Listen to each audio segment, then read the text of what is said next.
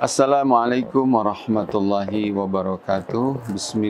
Bismillahirrahmanirrahim. Alhamdulillahirabbil alamin. Allahumma shalli ala sayyidina Muhammadin wa ala alihi wa ashabihi ajmain. Amma ba'du. Muslimin muslimat as-shaimin was-shaimat rahimakumullah. Kali ini Al-Fakir ingin menghaturkan pengajian dengan tema As-siyamu wal khilafatu junnah. Puasa dan khilafah adalah benteng.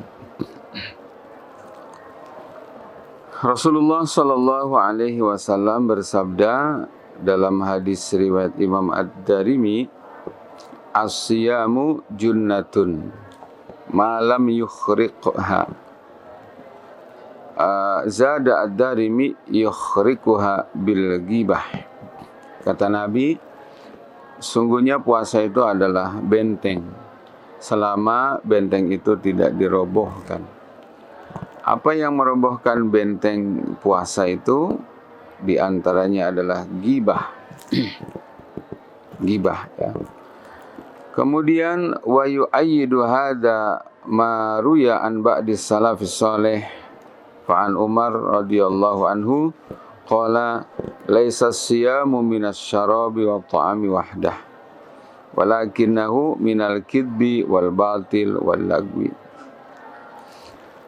Hadis tadi dikuatkan juga dengan perkataan sahabat Umar ibn al-Khattab radhiyallahu anhu yang diriwayatkan dari para ulama salafus saleh. Beliau mengatakan, puasa bukan hanya menahan makan dan minum, akan tetapi menahan diri dari dusta, dari kebatilan, dan hal-hal yang sia-sia.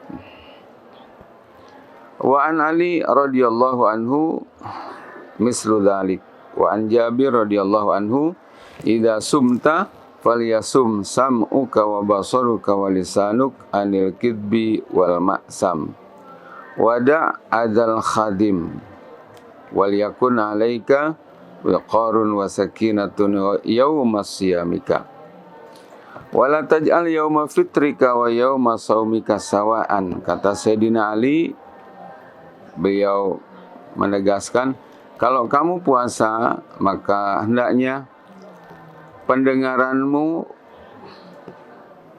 penglihatanmu, lisanmu juga harus ikut puasa.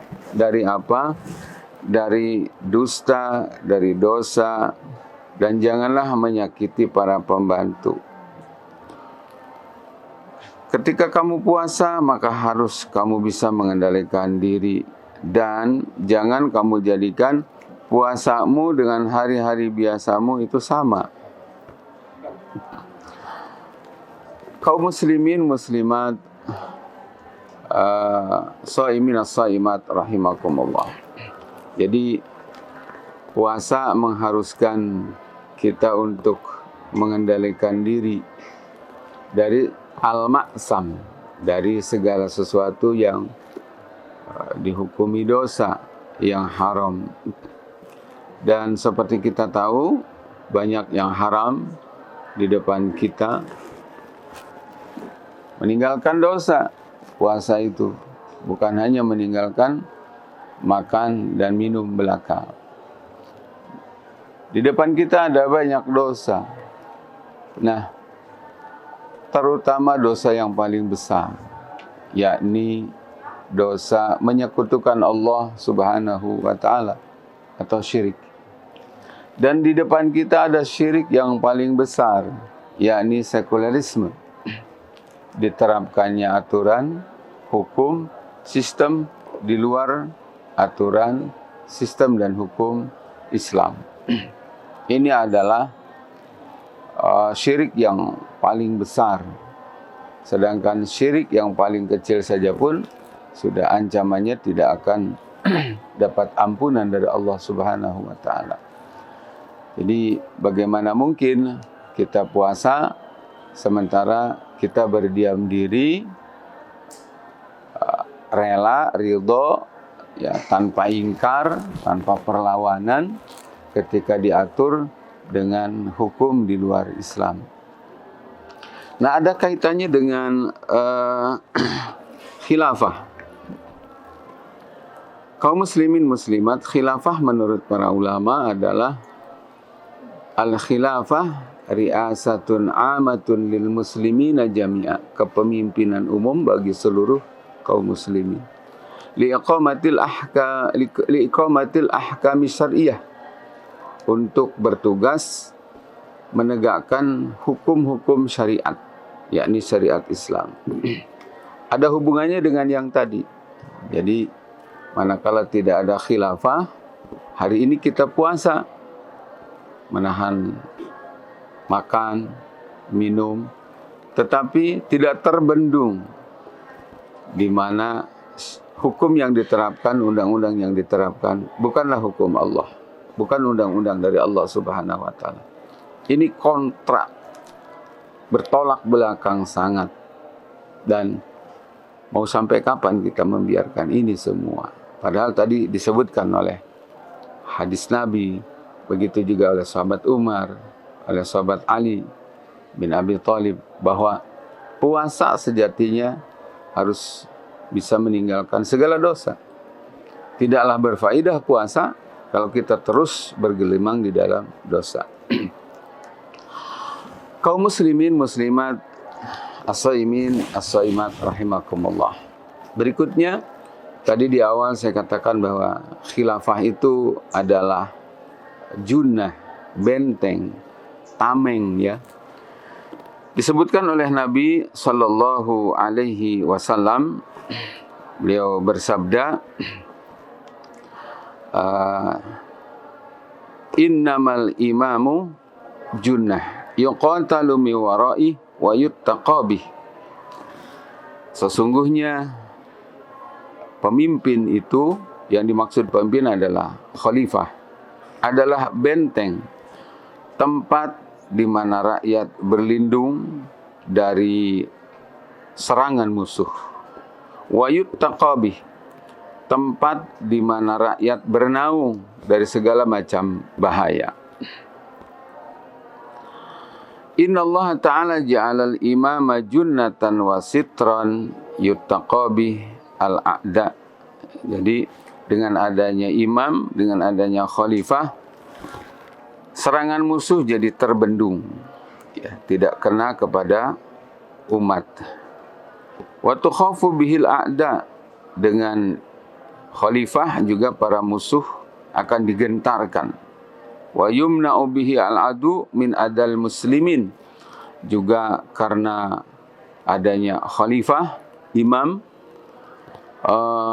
orang-orang kafir tidak akan mampu lagi untuk menyakiti umat Islam, menjajah umat Islam dengan berbagai bentuknya.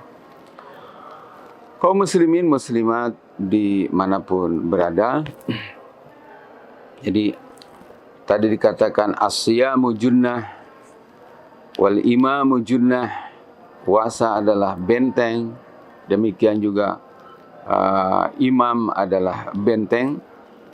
Hari ini berpuluh-puluh tahun kita sudah puasa, ya, tanpa kehadiran seorang imam, tanpa kehadiran kepala negara yang menerapkan syariat Islam kafah. Berpuluh-puluh tahun kita puasa, tidak ada khilafah. Apa yang terjadi?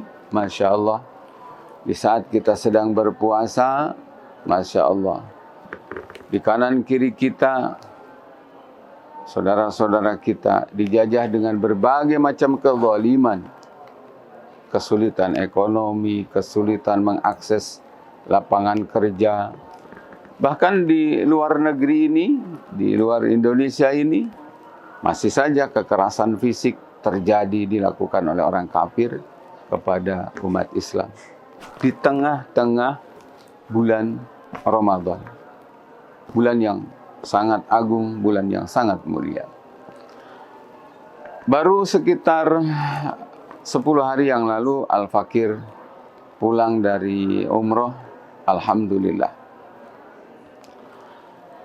Al-Fakir menyaksikan jutaan manusia, baik ketika di Mekah Al-Mukarramah, ya, di Ka'bah, di Masjidil Haram, di Mas'a saat sedang sa'i, ataupun juga di Masjid Nabawi, Citaan.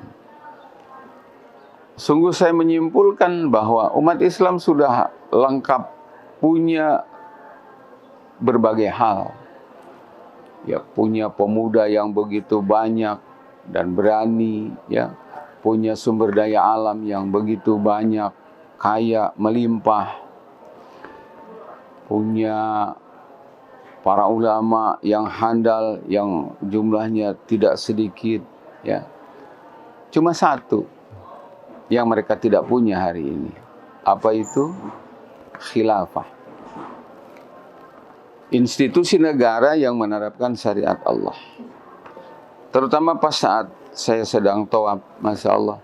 Saya saat tawaf teringat dengan sabda Nabi SAW yang beliau mengatakan, sungguh lenyapnya, hilangnya nyawa seorang muslim tanpa hak, ya, di tangan orang kafir itu, hancurnya Ka'bah itu lebih ringan buat Allah Subhanahu wa taala ketimbang lenyapnya nyawa seorang muslim, apalagi di tangan orang kafir. Kaum muslimin muslimat, as-saimin was-saimat rahimakumullah. Dengan demikian mari kita insaf, mari kita menyadari bersama bagaimana saum kita ini laksana saumnya para sahabat, para tabi'in, tabi'in dan tabi'in.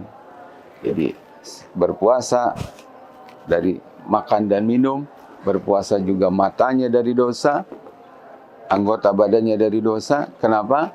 Karena saat itu sulit terjadi maksiat, oleh karena eksistensi negara Islam, ya. Di saat Nabi ada, Nabi sendiri kepala negaranya. Di saat beliau sudah wafat, negara Islam itu adalah khilafah, betul-betul mensterilkan suasana dari berbagai kemaksiatan. Sehingga puasa itu lahir batin. Karena puasa lahir batin, sambil berpuasa nahan lapar dari menahan makan dan minum, sambil juga mengendalikan diri lahir dan batin dari maksiat. Outputnya apa? Begitu selesai 1 bulan puasa, betul-betul melahirkan jiwa-jiwa yang takwa, jiwa-jiwa yang tangguh, jiwa-jiwa yang penuh makna di dalam kehidupannya. Itu yang bisa Al-Fakir haturkan. Semoga kajian singkat ini penuh hikmah dan bermanfaat. Terima kasih. Assalamualaikum warahmatullahi wabarakatuh.